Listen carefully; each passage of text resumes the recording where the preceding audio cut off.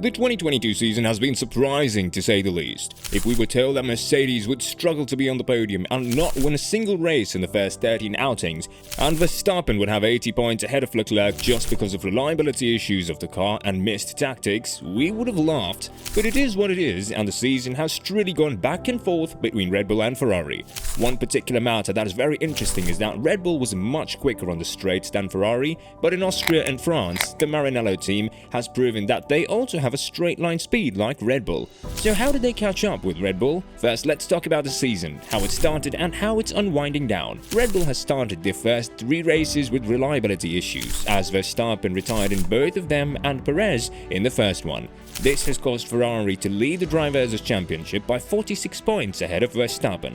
However, the reason quickly turned in Red Bull's favor, and before Ferrari started to experience reliability issues, tracks like Jeddah and Miami and Imola have shown that they are missing something, which is the straight line speed. These 3 tracks are very quick, and the Miami one has a long, straight line sector that the Red Bulls were much quicker on compared to their rivals. This is why Verstappen managed to pass Leclerc in the early stages of the race and held a commanding lead until the end, and this is why Verstappen passed Leclerc in Jeddah and won his first race of the championship. One of the reasons why Red Bull was much quicker on the straights is that they didn't have the porpoising issue. Thanks to their suspension design and the ice stakes they've mounted on the RB18, the car doesn't experience this phenomenon and it doesn't interfere with their performance.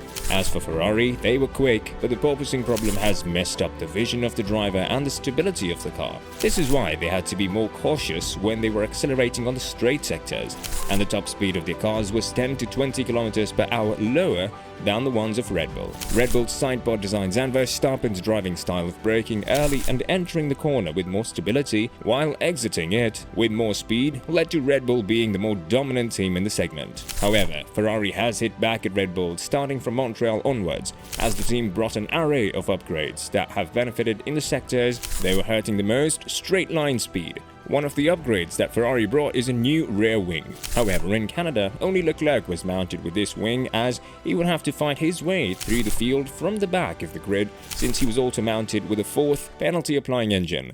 In Montreal, we could have seen the huge difference between the previous and the present wing in the F175.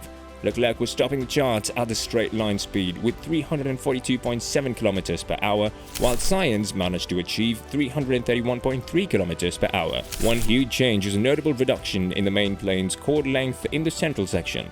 This change leads to a much gentler transition towards the rolled end plates, and this contributes to the downforce and drag reduction that has been observed. However, there are some revisions to the beam wing to consider too, with both of the elements being trimmed back towards their tips. The changes made to the transition section in the outer portion of the wing are also contributing to Ferrari's gains when it is able to deploy its DRS system, which is very important in qualifying sessions. The changes that Ferrari have made resulted in a trade-off that the drivers must anticipate between their setup choices and in the performance of their tyre over the course of a race stint, as Ferrari previously favoured improved drag reduction when DRS was not in operation.